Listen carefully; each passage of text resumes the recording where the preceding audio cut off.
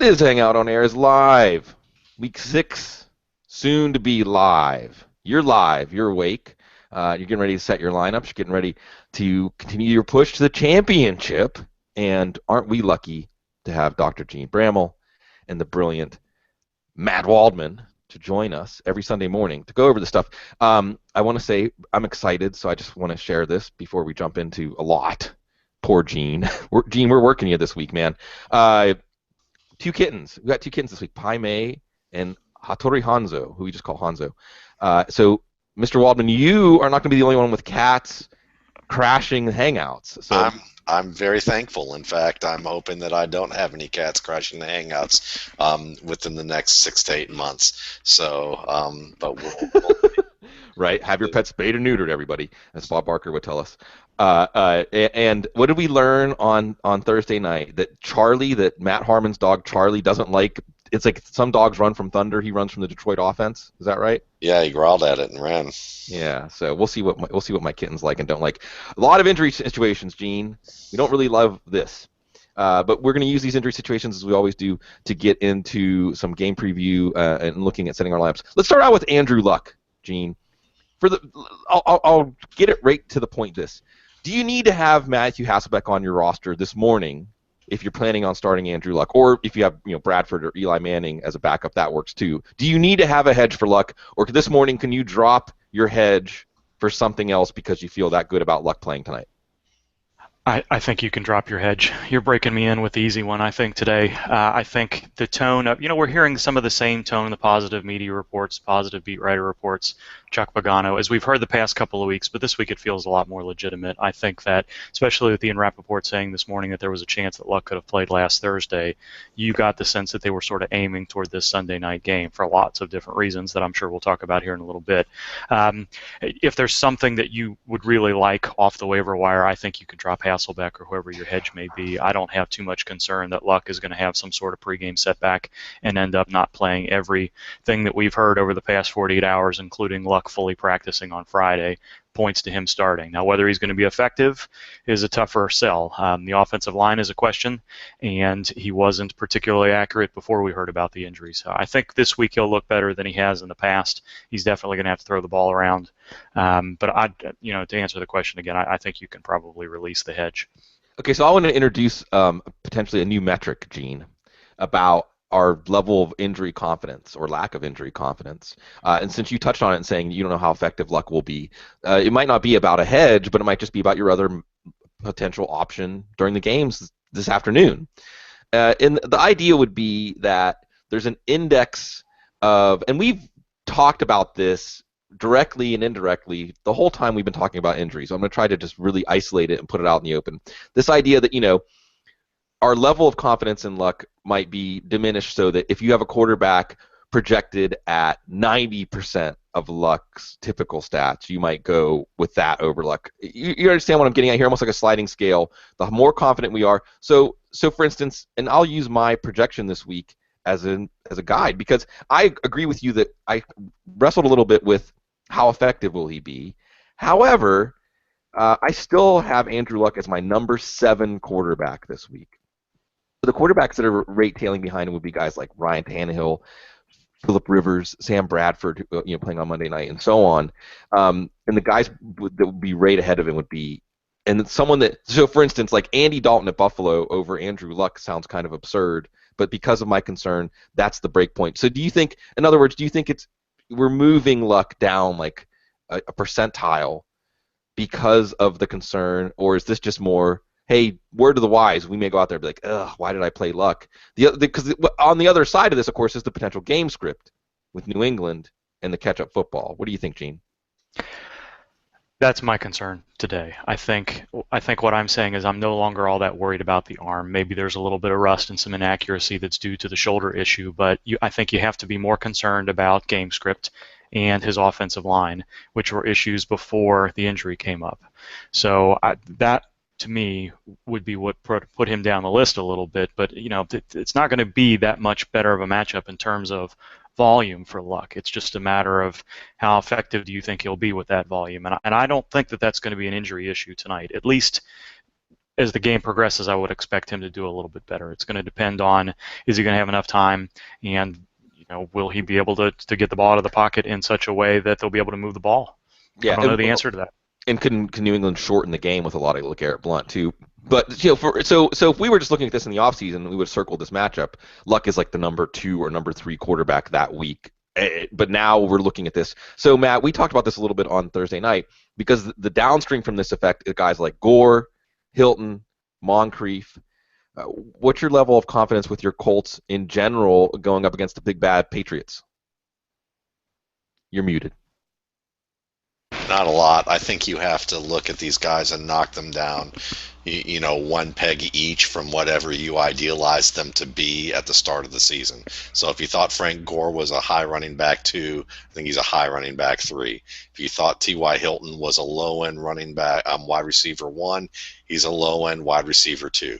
And then you just move on down from there. And I think that most people with realistic expectations know what to do with that equation. So that makes, and that means that some guys may have a puncher's chance at production due to certain matchups that you might get against Patriots linebackers or safeties. Maybe Kobe Fleener or Dwayne Allen has a puncher's chance at a touchdown. That gives you a little bit of love that you might not otherwise have done because, again, you probably would have knocked both those guys right off your ratings based on my little formula there. But you see Sure. what I'm saying. Yeah, totally. Gene, really quick before we move on from this game, Dante Hightower being out, should that matter to us at all? Yeah, I think it matters a little bit, but not that much. I think Hightower is a little bit more important against the run, and the Patriots will be fine there. They've got lots of players that they can rotate in.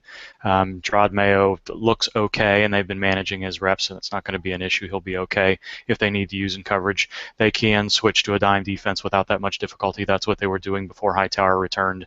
It's a loss because it removes some of the flexibility in their schemes, but I don't think that it makes the Colts players that much better plays. One last parting note on this one, Matt, because you're right. The level of confidence in Colts options is lower this week, and it's been a pretty rough year to date. Is this the moment to trade for the Colts? Is this going to be one of those things for 3 or 4 weeks we look back and they're going to finally turn into the offense we expected, also with the schedule cooperating? If you have confidence that Andrew Luck is truly going to be able to be healthy the rest of the year. So if you think that the arm is going to snap back into the full health and he's going to be fine, then yeah, it's worthwhile to take that chance, especially if you're 0-5, 1-4, and you need to make a move. Okay, let's move on, and let's talk about one that we were discussing before we jumped on the air here from that same game, and just isolate Dion Lewis specifically, Gene.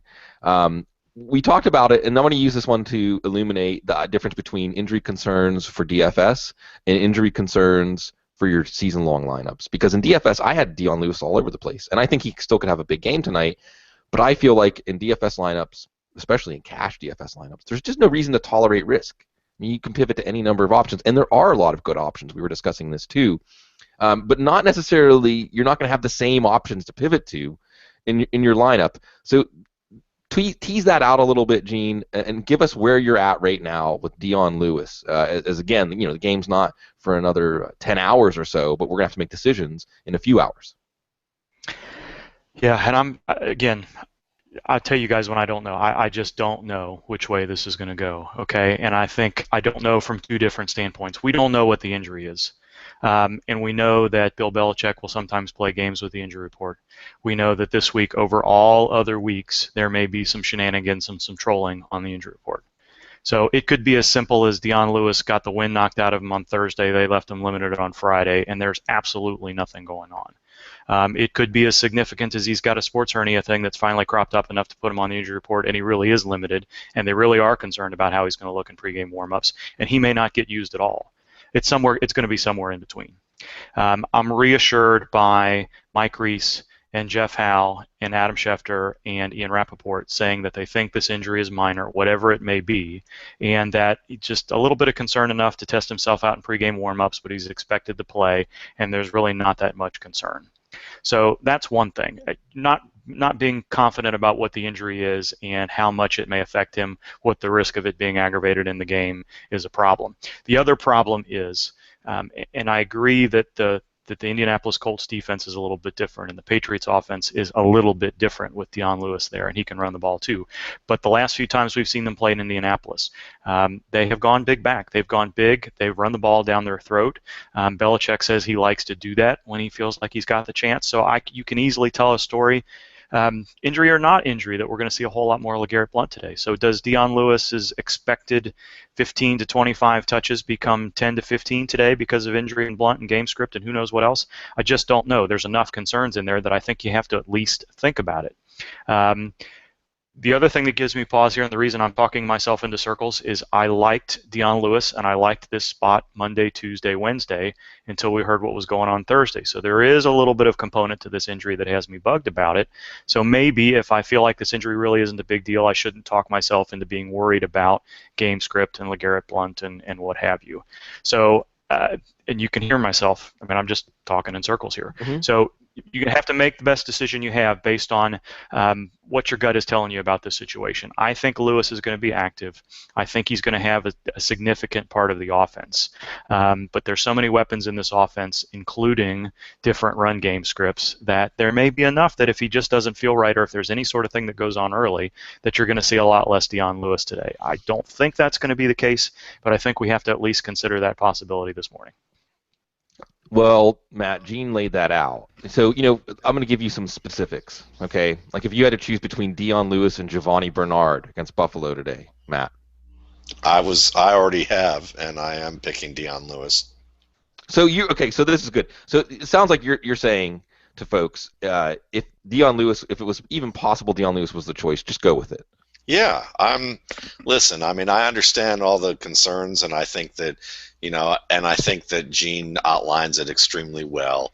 But there's a point that if Gene's sitting here talking about how that he can see the scenario both ways, and maybe he's talking himself out of it a little bit, then I'm going to go with the idea of big risk, big reward, or a little risk, big reward in that type of scenario. I know that LeGarrette Blount could be a huge factor, and I think that that's a really well explained factor here.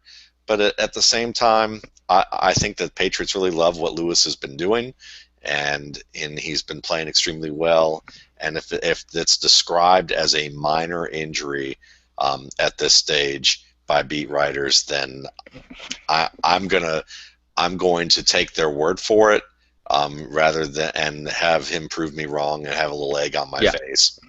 Well, on that turf, with those linebackers, we could see on that first drive, like Lewis jitterbug in the open field, accelerate, bust off a 40 or 45-yard reception on a short pass and say, he's exactly what we've watched why would I put that on my bench? Or they get behind. Maybe Indianapolis actually comes out playing pretty well. They get behind a little bit, and they throw the ball a little bit more.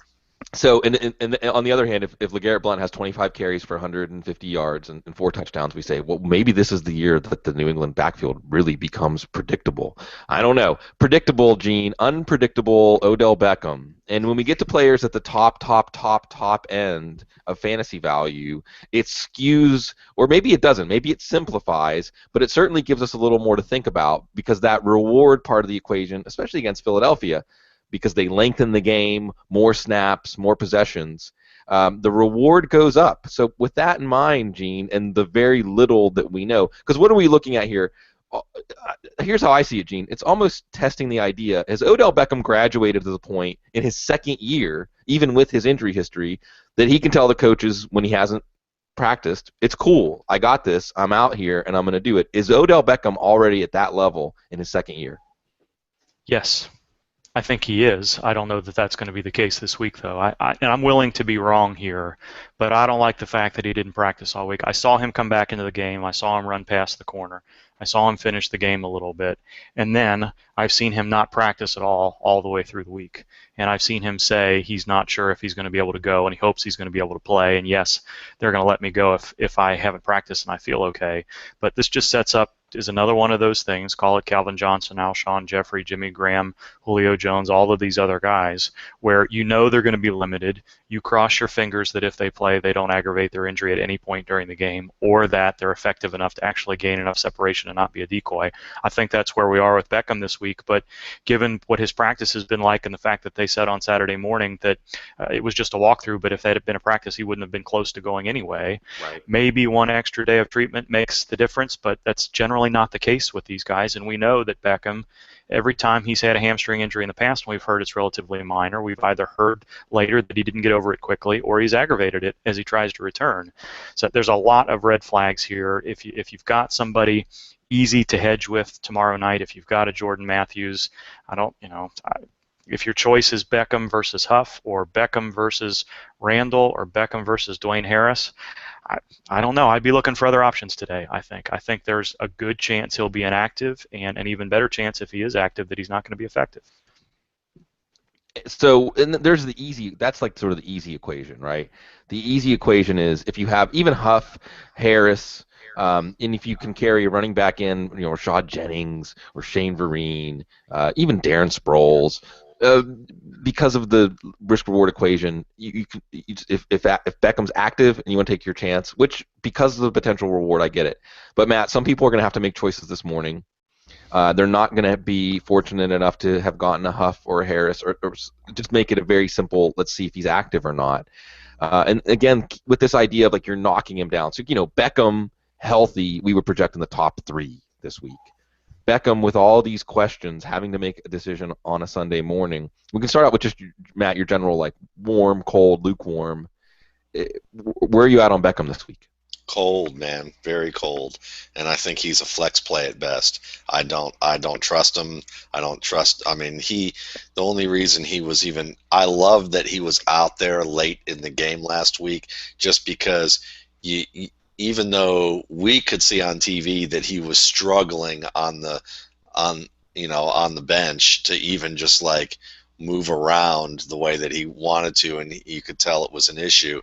The San Francisco 49ers weren't watching TV. They were playing a game, and they didn't see that behind the mass of players, at the sideline. So when they brought him back out, he could be a decoy and be effective. This week, no chance. I don't think if he's not healthier, he's not going to be anything more than a bad decoy, kind of a Calvin Johnson bad decoy that we've seen in past weeks. So it's not like the Julio Jones. I don't think it's the Julio Jones like situation where they can run a bunch of crossing routes and mitigate some of the issues that Jones has getting deep and adjust the game plan to Beckham in this regard. If they can, congratulations, you've got yourself a wide receiver 3.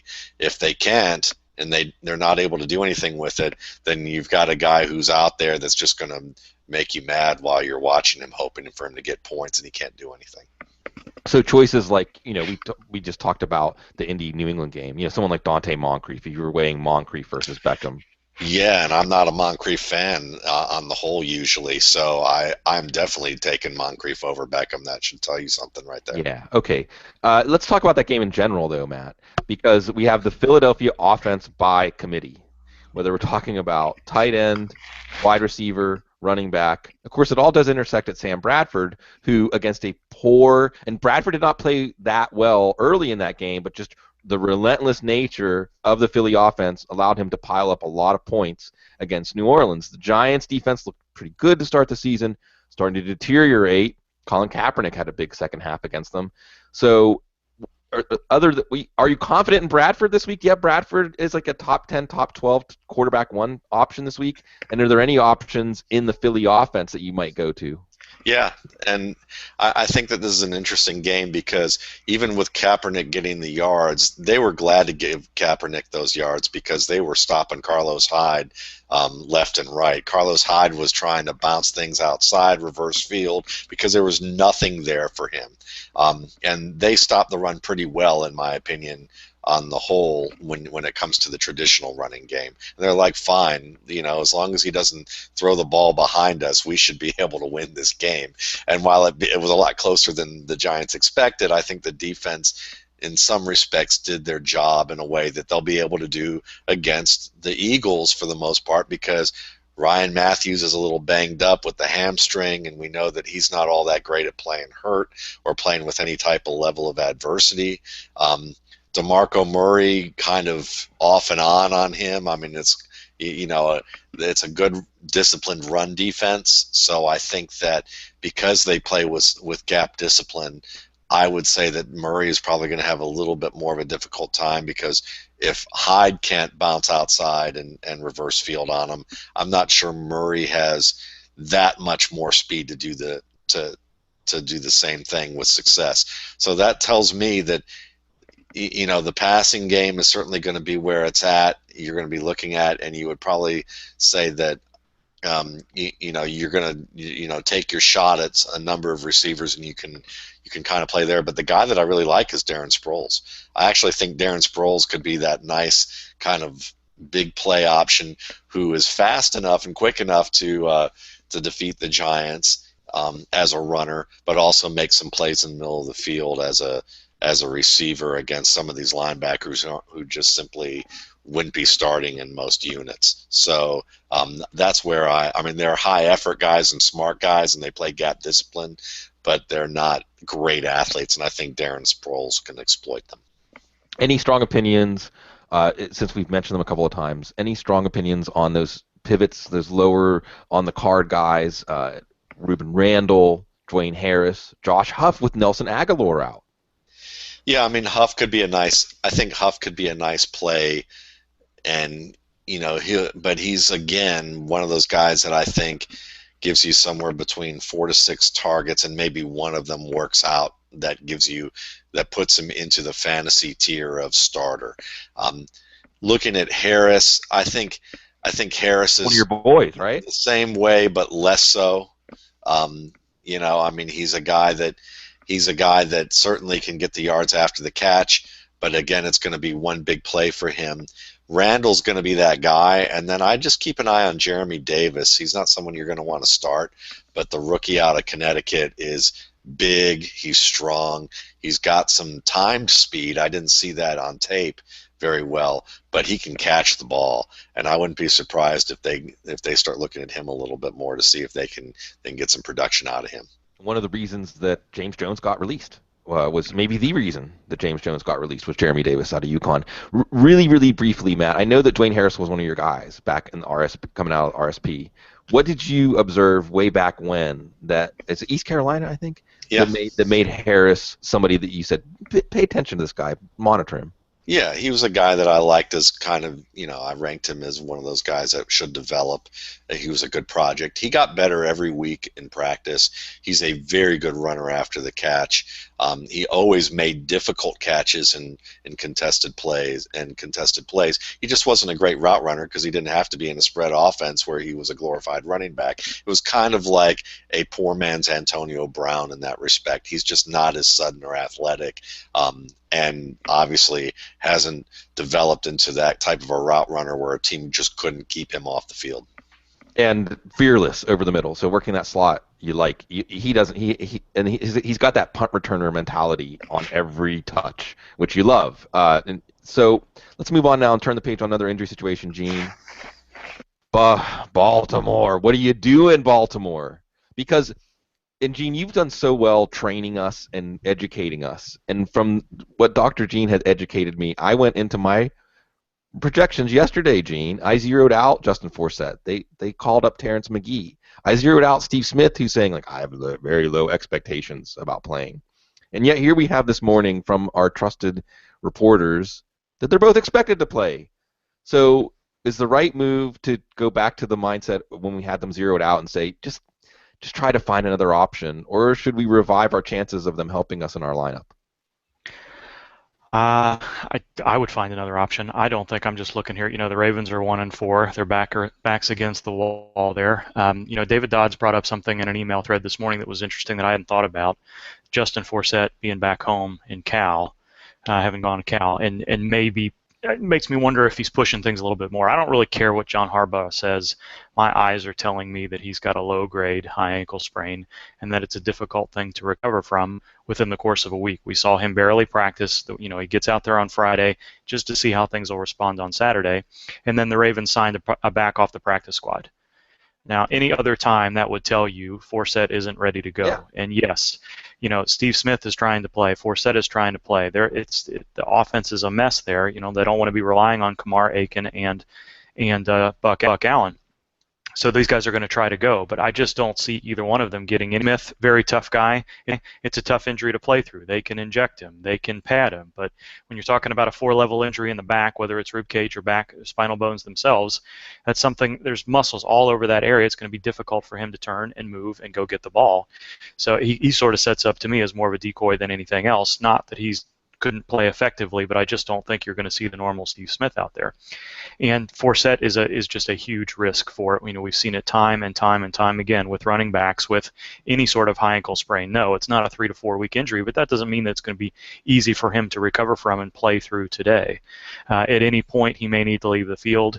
Just as he did toward the end, it was enough of an injury that, despite adrenaline and before swelling or anything else happened, he couldn't get back on the field during overtime last week. So there's something going on here, and yes, he may be trying to play in front of his family and friends. He may be close enough where he's able to go. We've seen it with Forte, Charles, a number of guys over the years, but these are guys I'd be avoiding today if I had other options.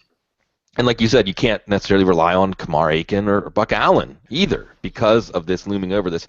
Matt, feel free to comment on your level of confidence in any Baltimore option, including Crockett Gilmore. I don't know that we've gotten that deep into Crockett Gilmore. People know that I'm becoming a big Crockett Gilmore fan. But I have a larger question about this game script in general. Another thing I want to toss out here, by the way, is San Francisco, for as generous as they've been on the road, and they're extremely generous, at home they've been everybody. Even the Packers come out to San Fran. Richard Rodgers had a decent game. But basically, the story, in only 2 games now, 2 games in San Francisco, the story has been that everyone underperforms for fantasy in San Francisco.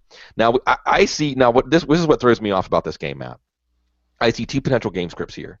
I see one potential game script where the run defense of Baltimore holds down Hyde, Kaepernick is Kaepernick, San Francisco holds down Baltimore's undermanned offense, and this is like a 10-9, maybe decided on a return touchdown, a defensive touchdown kind of game. Stay away for fantasy football.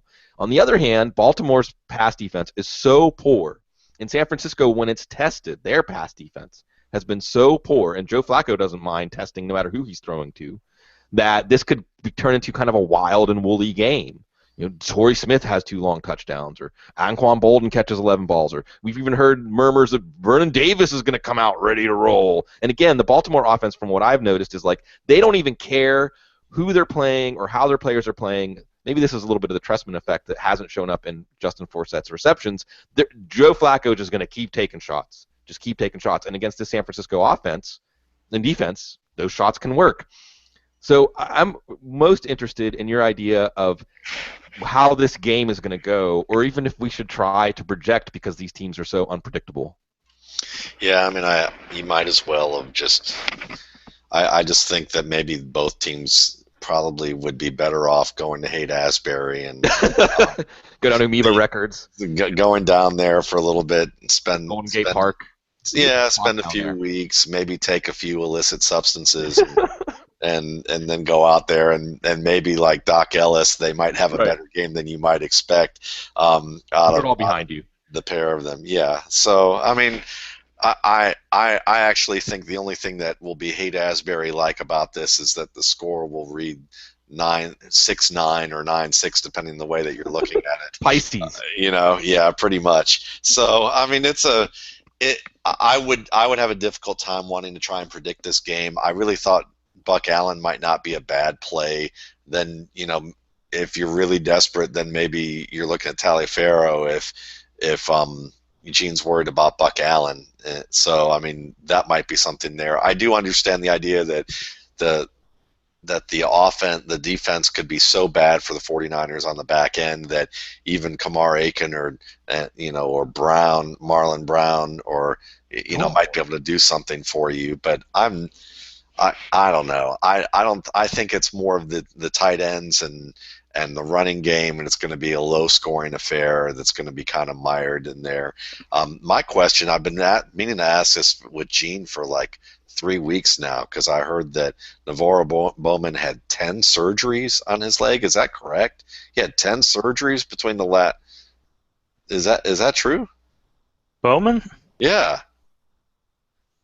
I had heard somebody else. I heard Robert Mathis had 10 surgeries. I didn't realize Was Navarro that Bowman Robert had 10. Math? That was who. Well, It I'll wasn't say this on Bowman really Robert quickly. Mathis. I'm sorry. I'm having a Haight Asbury moment. Well, but I'll say this on Bowman because but you're right to bring him up because I'm seeing a lot more murmurs out of San Francisco land that's like nobody wants to talk about it. But as great as it is that Bowman's back and on the field, they're using him. Genius is right. They're using him like situationally now, and he's not going to be the player he was. He says he's in horrible pain every time he wakes up in the morning, and it takes him a while to even get the leg working. But Gene, it was Mathis. Yeah, it was Mathis with 10 surgeries. Anything to add on Bowman? No, not really. I mean, scar tissues, the risk of arthritis, the type of injury he had usually comes with a lot of cartilage issues. Sometimes that heals up well, and sometimes it doesn't. It's just a really tough injury that he had. So yes, you expected him to lose a little bit, and the as we say with a lot of these guys, if you're a Derek Johnson, if you're somebody that's got a little bit of percentage points off of your peak to lose and still be a capable NFL player, we expect you to come back. But if you talk about guys like Sean Weatherspoon and his Achilles injury, or so many other of these guys, it's just a difficult injury to come back from. And Bowman's was far from an isolated ACL. Next year may be a little bit better for him, but we're already looking at a year and a half after that injury and still not himself. Really briefly, are we at that point with Jared Mayo now too? The patella tendon tears are just so tough, and I think that's the reason that they've limited him as much as they have. I think he's looked okay when he's played, but we're talking about 15 to 30 snaps rather than 60 to 70, and that's a much bigger difference. So I would lean. I don't think Jared Mayo's in the same category as Sean Weatherspoon or some of these other guys we've seen with tendon tears, be they patella or Achilles. But yeah, this is as we're seeing with Victor Cruz, as we've seen with so many other guys. It's a brutal injury to try to come back from. Okay, we have another. It's funny, Matt, because you described the 9 and the 6, the 6 and the 9 of this Baltimore-San Francisco game. A much more entertaining version of this game up the coast in Seattle. Gene, Marshawn Lynch. Let's even more confident than we are in Luck. In him playing, and then even more so than Luck playing at his typical level.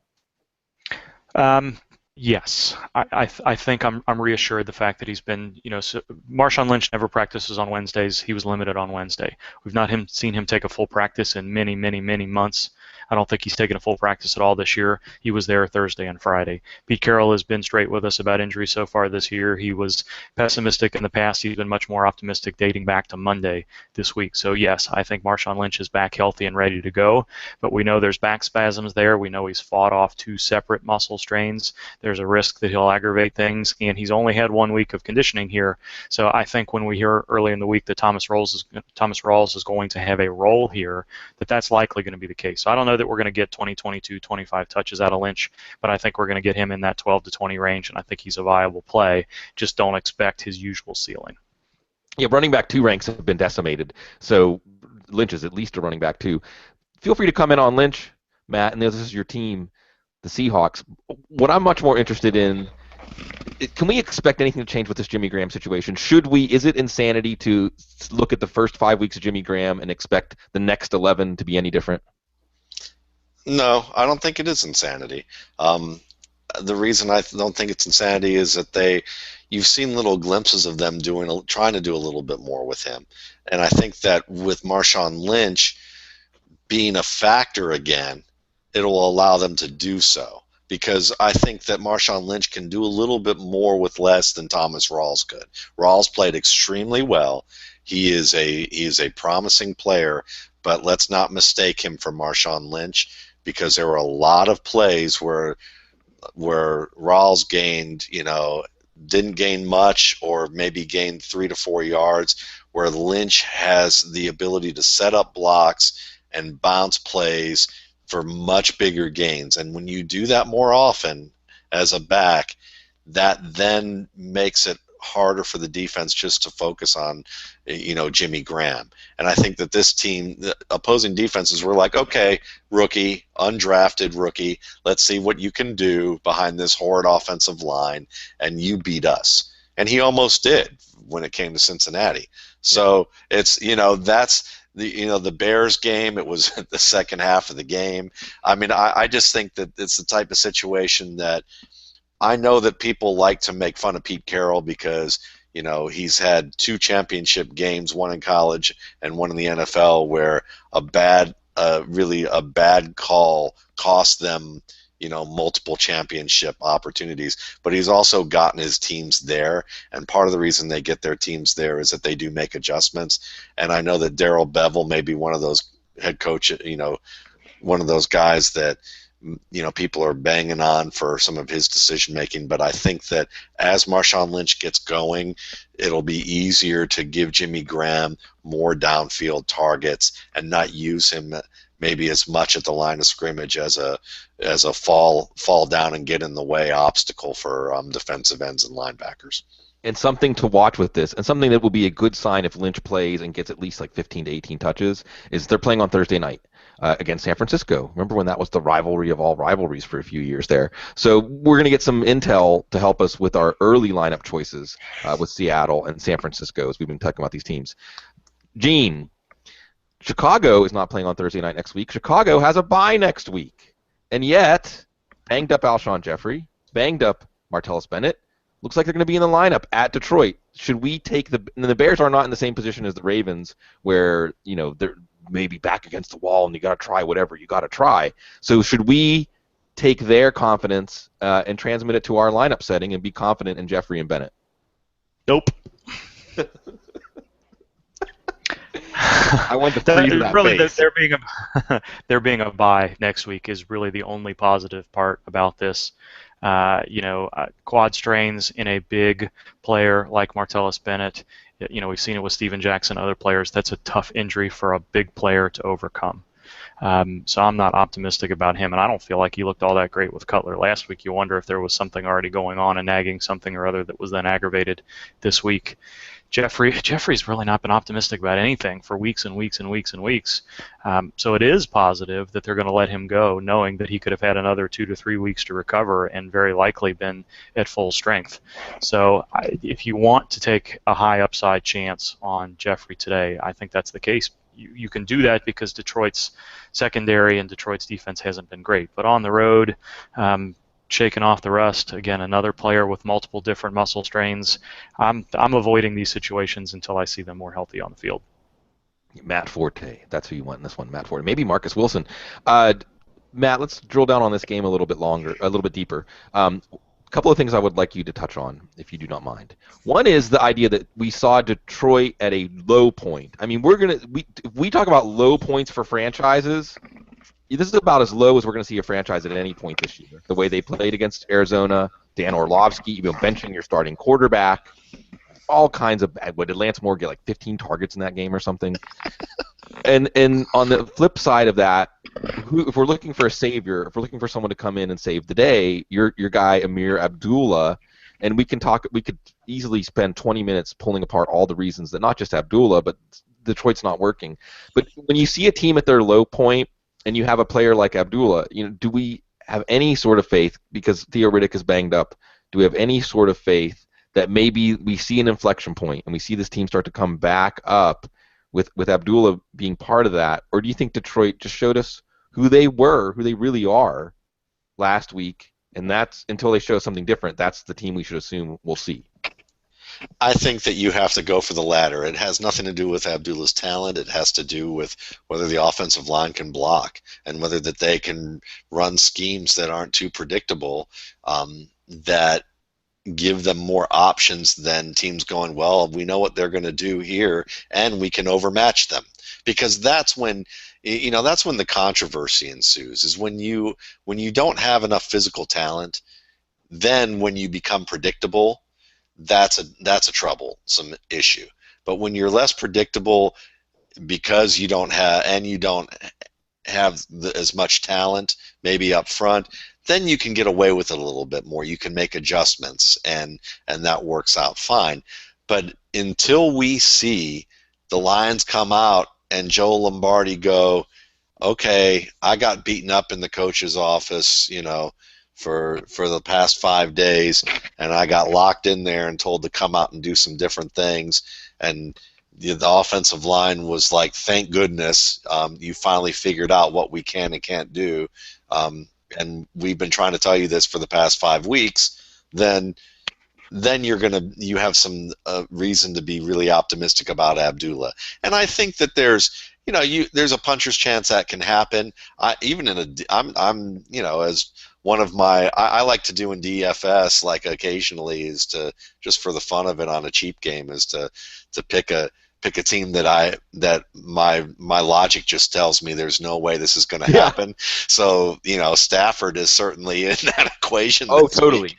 Stafford to Johnson. I mean, why not? So it's like, but I don't really realistically see that happening season long. I see it as something that, until you see proof that the strategy and scheme have changed, it doesn't matter what the talent is about. So you don't look at it from the frame of, is Abdullah good enough? Yeah, he's good enough. Put him in in Melvin Gordon's place right now, and he'd probably be gaining equal to greater yards. Yeah. So put him in Tennessee right now, he would probably be playing better than what they got.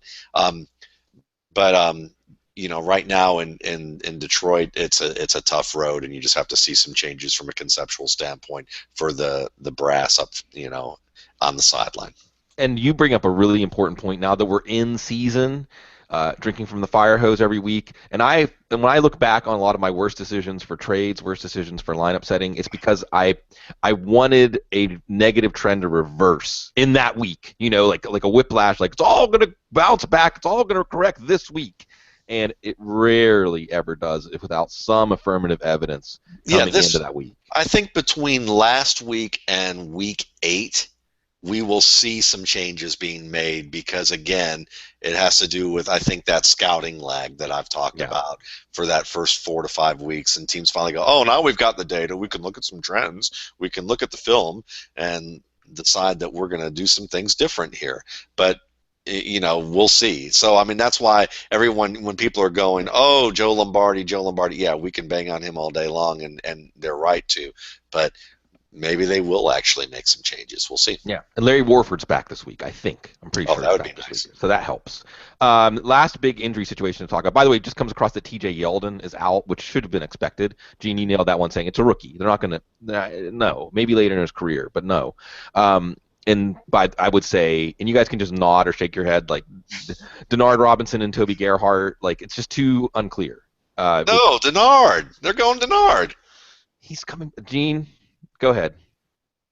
No? You told me to shake my head. I'm just shaking my head. Oh no. Well, here's my problem. I don't want any part of those two characters. All of our Jags guys have been saying Gerhardt's been getting a lot of first team snaps, and Robinson's coming back from. If it was Robinson being groomed to start this week, I would be. Matt, when I first saw that Yeldon missed practice on Thursday, I think it might have been Friday, I said, "Ooh, Denard Robinson shouldn't be on any waiver wires." And then all of our Jags guys said, Gerhardt's getting a lot of first-team snaps. But now, that being said, they could start the game and Robinson could look great, but you're really sticking your neck out. But that goes into one of your – I agree with you, Matt, by the way. I love to pick one $1 DFS lineup that's just all the stuff that I think could never happen. Yeah. Because we've all had weeks in fantasy football where that happens, and at least something good comes out of it. Every time they show these perfect lineups, the perfect lineup, there's $5,000-$6,000 left in your budget, right? Basically from doing that. So I'm like, I know that maybe from what I hear that I'm not the DFS expert, but from what I hear, you don't want to leave money on your board in your budget, but every once in a while I keep looking at these, and the optimum lineups leave lots of money on the board. It's about watching the players, so we'll see. Last injury situation to talk about, Gene, and then we'll go through a little rapid fire talk on matchups. Buffalo, and there's 18 levels to Buffalo's injury situation, but really the decisions you want to make are LaShawn McCoy and maybe Sammy Watkins. Pass. All right. This is awesome. You know, we I don't know why either one of those guys are playing. They're clearly not healthy. Both of them had said they didn't want to return until they were fully healthy. Watkins still can't run. McCoy, I don't know. I mean, McCoy maybe you feel a little bit better about because he's fully practiced this week, which was a surprise. But I don't want. There's two more guys that are going to have to prove that they're healthy and that they're not going to aggravate their injuries again before you trust them.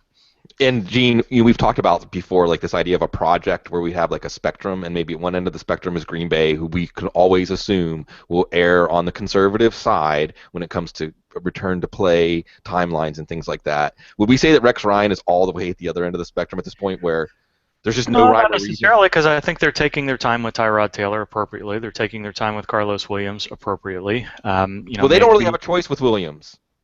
That's not up to them. Well, that's probably the case. That's probably the case. I don't know that we've seen so many concussions in Buffalo that we know Sure, that sure. there'll be a 3-day, 5-day, 14-day type recovery type plan. But I see where you're coming from there. Well, Um, the McCoy thing is just weird to play him for 3 or 4 weeks and then be like, now we're going to rest him. Like that's just Well, and he said that. McCoy said that too. Said I came back too soon. I have another injury. I don't like the way it feels. I'm not coming back until whenever, which everybody assumed was after the bye, because now it's only been 2 weeks since that last aggravation. You're thinking, I don't know.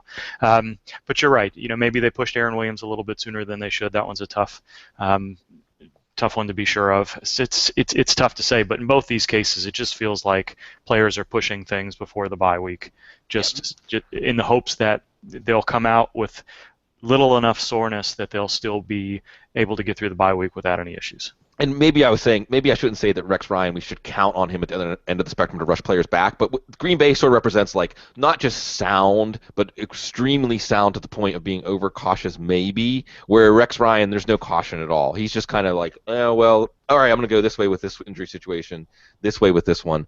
Uh, let's talk that game, Matt. Cincy at Buffalo, and I think we have first of all Andy Dalton. Here we go, another test for Andy Dalton, and then based on how you feel Andy Dalton will play, probably a lot of downstream. Again, I mentioned Giovanni Bernard earlier. Giovanni Bernard, your man Marvin Jones, Mohamed Sanu, who actually looks like the player who could exploit some of the weaknesses of Buffalo's defenses. But it all comes down to Andy Dalton executing. Are we going to see another big day for Cincy's offense, even going into fearsome Buffalo? I think I'm more worried about the weather than Buffalo's defense this week. And I Yes, think, thank you for bringing that up. Go ahead. yeah, with the little bit of the sleet, I was starting AJ Green a lot in some daily stuff because I particularly saw I felt like that Green can again seems to be the type of player that beats that Buffalo secondary. I just think that they do poorly with guys who are his kind of speed and quickness, lesser guys. And so, I mean, they do poor with Marvin Jones type of players. AJ Green is just an advanced version of Marvin Jones. So I would say both those guys I like a lot. I would probably be a little bit more down on Eifert this week. And I think even though I guess there could be some quick passes to either of those guys, either Bernard or Eifert in those situations, but I think that the defense, the front seven move well to the ball, and I think that they play fairly aggressive there. I think it's the secondary that's going to screw up, and I think that means that there's going to be in line for bigger plays for the Cincinnati Bengals. And yeah, I think Dalton could have a pretty good day. I don't think he's going to have a great day, but I think there's going to be at least one or two shot plays that work out, Yeah. and maybe one goes for a score, and then you get a nice play where Stephon Gilmore gets beat on a fade route. And it seems like with Buffalo's defense this year, the idea is let them undo themselves. And Yeah. Tennessee just didn't really have the wherewithal to do that, but Cincinnati does. Gene, are you making any weather adjustments to your DFS line? We got Jacksonville, Minnesota, Pittsburgh, Cleveland. Some reports of wind, as Matt said. Winter weather. It's actually snowing for some tailgaters this morning. Are you looking at your lineups and making sure you've got everything covered? Or are you saying it's too early? It's nothing strong enough in the weather reports yet to make me want to change? Well, I need to look into it a little bit more deeply from what I've just seen. We just had a little something get noted to our staff email thread that Jacksonville and Houston might be a little bit affected, and we know that Blake Bortles almost exclusively looks deep to short, and I might consider moving off Allen Robinson in a couple of spots, at least decreasing my exposure to him. But no, other than that, I don't see anything that I'm super concerned about. There might be some wind that sounds like affecting Arizona and Pittsburgh, maybe, and Matt just touched on the Buffalo situation, but I don't think I'm going to move off either one of those. But Bortles isn't the most accurate deep thrower to begin with, and we know that I think there's going to be enough targets for Robinson regardless, and I'm probably not going to make any changes. But that's at least something I'm going to look at here in the next couple hours. Yeah, I think Gene hit it. Like, look at it, but again, and this might just be selective memory. I feel like I've made more bad decisions overreacting to weather concerns, and this isn't December. I mean, this isn't some of the, like, we had that one crazy blizzard day where the games all went haywire. I mean, this isn't. We're not talking about that kind of weather system. We're talking about it should be on your radar, maybe literally if you're a meteorologist. We don't have a meteorologist on staff yet, but anybody out there, if I know Brad Evans from Yahoo, like myself, was a frustrated meteorologist as a kid. Okay, Matt, Cleveland. So weather maybe not taking us off of Peyton Manning because we're not putting Peyton Manning in our lineup, but Cleveland's a good matchup, and he has good wide receivers. And then we have C.J. Anderson. Is this the redemption week for Anderson? Is this potentially a redemption week for Peyton Manning against the Cleveland D? It is. I think it is, but it's with Anderson, I'm a little more worried. I'm starting him in some some season-long lineups where I've counted on him, but it's really an issue where I'm more worried about whatever's going on with him physically, because I don't know what the actual deal is there, but he does not look nearly as quick as he did before. And maybe some of that has to do with reading the offensive line and the change in the running game, but I don't think so. I honestly think that his lateral quickness has diminished significantly, and I saw it from the first game, and I haven't seen anything different to really change my mind. And I'm just waiting for March for us to hear about how much pain he was in and whatever he was dealing with that no one knew about. Gene, is the Denver defense as good as it appears to be on paper? Are they basically an avoid at all costs? Now, I'm not going to say, Gary Barnidge, Duke Johnson, they could be interesting guys today, but are they as good, or is there a little bit more smoke and mirrors? Because they seem like the premier defense in the NFL right now. Yeah, they'll be without DeMarcus Ware today, but yes, they're easily the premier defense. I'd avoid them when you get the chance. And with respect to Manning and Anderson, you guys just noted that when you see a negative trend, there's no sense in chasing an expected outcome, even against a defense like Cleveland. They're at home. Cleveland's at home.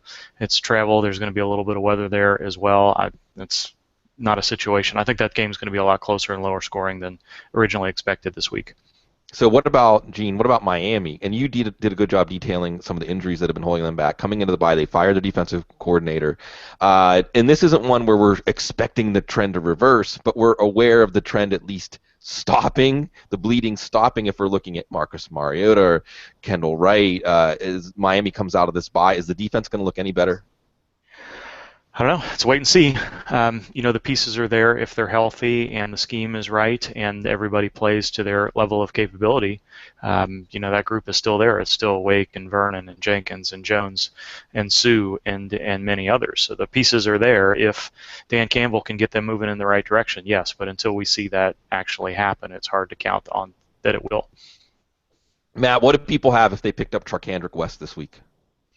They have a guy who has some agility that if he can get outside, he has the speed to break a long play, but he needs to be in space at this stage. He's a guy that's he's not as agile as Jamal Charles, even though he's a spark scorer. He's one of those people that are high on the spark score, but he's not someone that conceptually is absolutely great. He'll hit the hole hard and try and get what he can in front of him, so he's a fairly mature runner. I would say you're looking at somewhere between 65 and 85 yards is your upside for him, and hope that Niall Davis stays off the field in goal line situations, or even Spencer Ware in the off chance that they want to use him in that capacity. Gene, are you overthinking it if you talk yourself into benching Antonio Brown this week? Yes.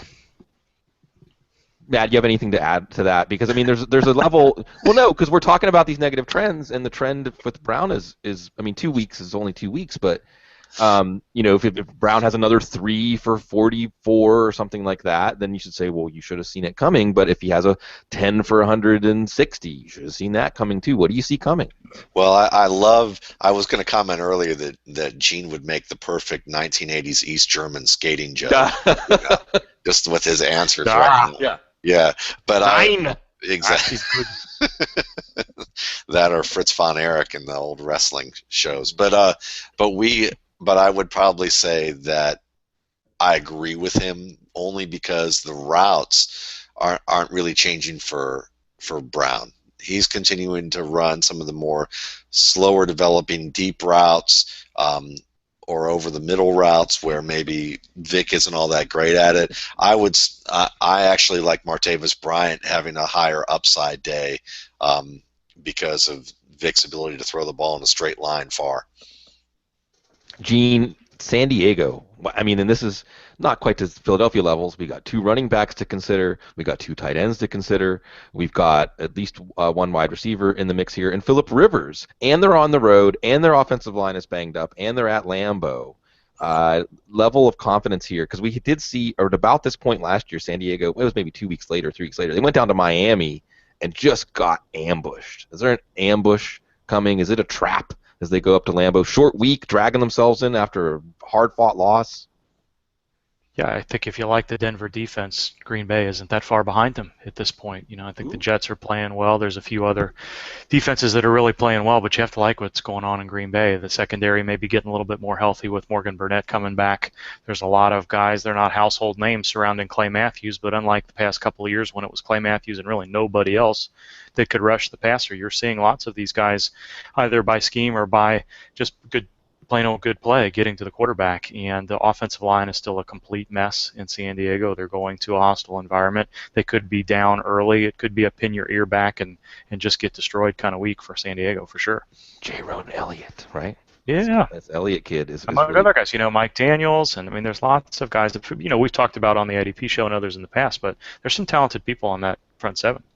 Green Bay, and isn't it just like Green Bay that so many other teams grab headlines, and here they are just chugging right along, and making sure they like that they're not a team in the spotlight that everyone's dissecting, and as Gene laid out for us, getting better on the defensive side of the ball, and of course going into the bye here. No Devontae Adams, but they'll have him coming out all hands on deck in Week 8, assuming no injuries, knock on wood, and we appreciate everybody joining us here every Sunday. It's fun. It's my great pleasure and privilege to get to talk football with people like Gene and Matt, just because I got lineups to set too, and I've got a lot of things on my mind. I hope we touch on the things on y'all's mind. Of course, we're going to still be there on Twitter as things break, when inactives come out and so on, and we're with you all week.